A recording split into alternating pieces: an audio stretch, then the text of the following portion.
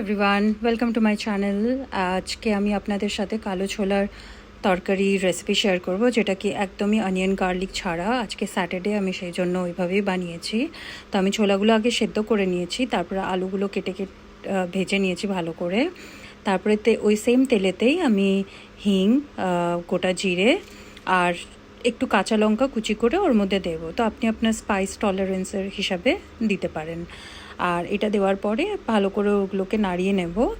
তারপরে আমি আবার ওর মধ্যে চপ টমেটো অ্যাড করব নাড়ানোর পরে। আর টমেটোগুলো একটু নরম হয়ে গেলে তখন আমি এর মধ্যে মশলাগুলো দেওয়া শুরু করব।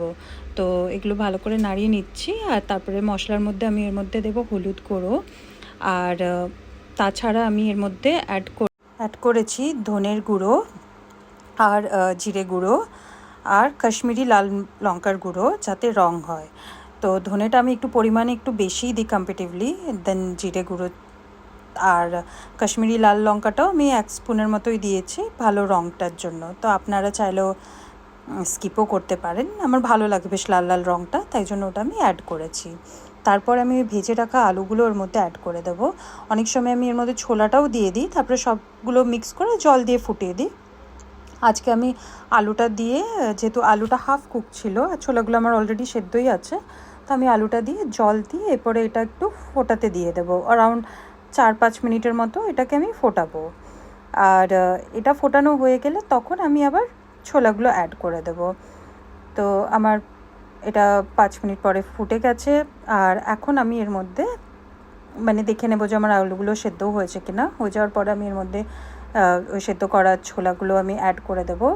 করে আবার এটাকে ভালো করে নাড়িয়ে চাড়িয়ে তারপরে আবার আমি ঢাকা দিয়ে আবার অ্যানাদার 5-7 মিনিটের মতো কুক করব।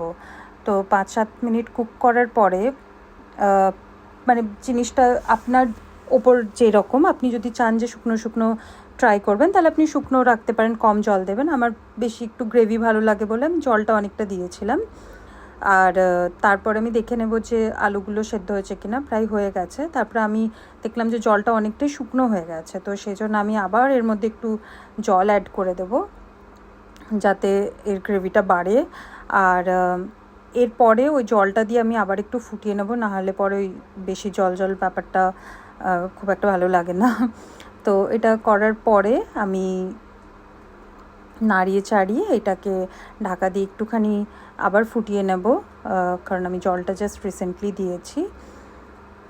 আর এইভাবে সব স্ম্যাশ করে নেওয়ার পরে আমার প্রায় এটা রেডি হয়ে গেছে।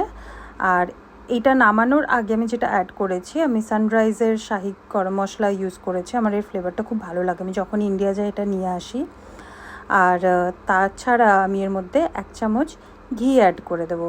ঘিটা অ্যাড করলে না টেক্সচারটা খুব সুন্দর হয় আর খুব সুন্দর একটা স্মেল আসে। তো আমি ঘিও এর মধ্যে অ্যাড করে নেব। এটা করার পরে ভালো করে নাড়িয়ে আমি তারপরে গ্যাসটা বন্ধ করে দেব।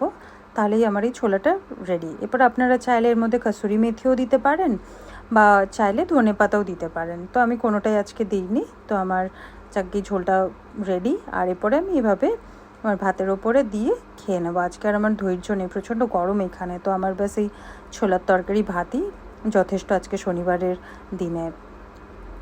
ব্যাস এইভাবে আপনারা তৈরি করে নিতে পারেন, একদম সিম্পল, উইদাউট অনিয়ন গার্লিক ছাড়া ছোলার তরকারি।